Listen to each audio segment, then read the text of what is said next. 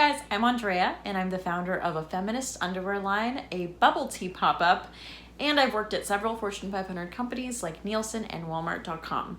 I've been to so many startup competitions, startup events, startup pitches, VC events, and I pitched at several of them and won first place and second place in several of them as well. And I just remember as a first-time founder and as a second-time founder having so many questions along the way about the process. And I thought it would be a good idea to make a video about how to make a startup pitch. So how to make a winning startup pitch. This is a really, really difficult thing to navigate if you've never done it before. And I remember feeling super, super lost, especially as a female founder. Luckily, I was able to find a lot of mentorship within a startup incubator that was just specifically tailored towards female founders. So shout out to Halo Incubator. But I think I learned a lot along the way and actually learned a lot from pitching in actual events, and I would love to share some of that wisdom. So without further ado, I have my 5 tips to a winning startup pitch. All right, let's get into it. The first tip for a winning startup pitch is having a winning pitch deck. The pitch deck is like the skeleton of your pitch. It is the backbone. Without it, you are much more likely to flail. You're much more likely to not know what you're going to say next. And let's say you do forget what you're going to say, you always have those slides up for you. Your pitch deck also immediately tells the investor what is the aesthetic of this brand, what is the professionalism of this brand. A lot of the times you can tell from the slides themselves whether it's the quality of the graphic design or the actual content. You can tell how experienced a founder is and how professional they are. So the pitch deck is very, very important. And I'm going to make an entire video just about the pitch deck. So if you have any questions on that, leave a comment below, subscribe, like, and let me know that you want to see a video on how to develop your pitch deck. What are the 8 slides that you gotta have in there? What is absolutely necessary? So the first tip for a winning pitch is a winning pitch deck. The next tip this is probably the most important thing you will learn as a founder, and that is investors invest in founders, not companies. And this is a generalization, not always the case, but for the most part, investors invest in founders that they believe in with less emphasis and attention spent on the actual company itself. If an investor likes you as a founder, if they think you're smart and capable and experienced enough and the person who's going to make this company succeed, it doesn't really matter what the company is, because if they think you're smart and capable and amazing, then of course you're going to start a very amazing company. So the most important thing to remember is be someone who's likable. Be someone who is engaging. Be someone who comes across as professional and smart and entertaining and knows what they're talking about. So just make sure that you convince those investors that you are the founder who's going to make this happen. And of course, focus on the details of the company, but focus a lot on the details of you as a founder and how you are capable and qualified and humble and coachable. Investors want to invest in companies with founders who are coachable. My third tip to a winning startup is wearing a winning outfit.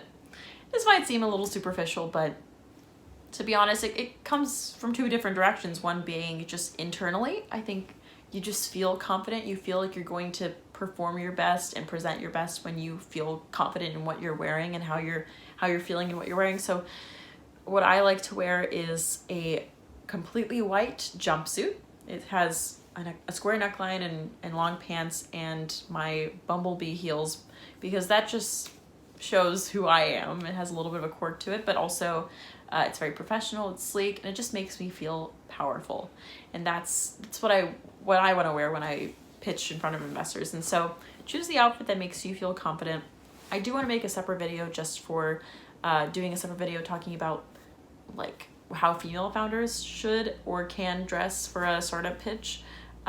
It's a very nuanced question, and I've gotten it a lot of times, and I've also asked it a lot of times. So I think I want to do a video comparing how men dress for startup pitches and how women dress for startup pitches and kind of the intricacies behind that. So if you want to see that, comment below. My fourth tip for a winning startup pitch is during the Q&A. Take in questions with humility, even if you know that they're wrong. So there is nothing more annoying than knowing everything about a topic and having people pick at what you're saying with questions that you already know the answer to. You already know that what they're saying is like wrong, or you've already covered it, or you're going to cover it later. There is nothing more annoying.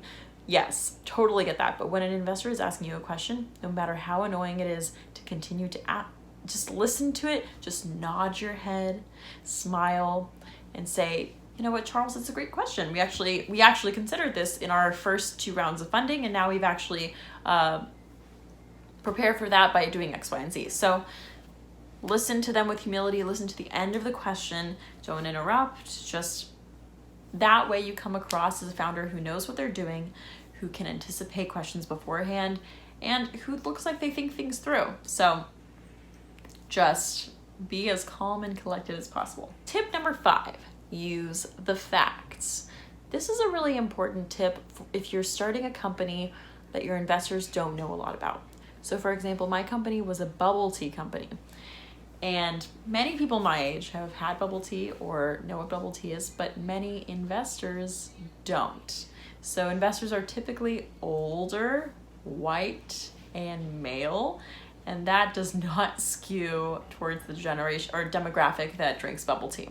So the way to get around that is you don't have to convince them to try bubble tea. You don't even have to tell them really what bubble tea is. They don't really care, frankly. All you need to do is use the facts, because at the end of the day, investors are investing their money into something that they want to get more money out of.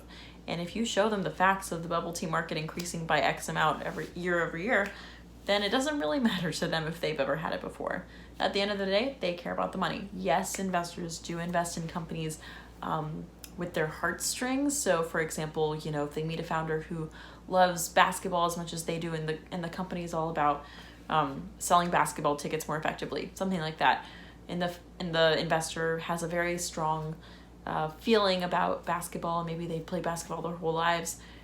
In that case, that investor is not going to focus as much on the facts and the numbers as they might for something that they know very little about, because in that case, they see the need from within. They know it's a necessary solution. But what you need to do as the founder of a company that they don't know anything about is use the facts to convince them that there is a need for this problem, and that this solution is that solution for the problem. Thank you guys so much for tuning into this video. This was just a super quick 5 tips on how to make a startup pitch. If you have any questions, please leave them below, and I will follow up with some more videos in the coming months. So really excited to get this started. Thanks, guys.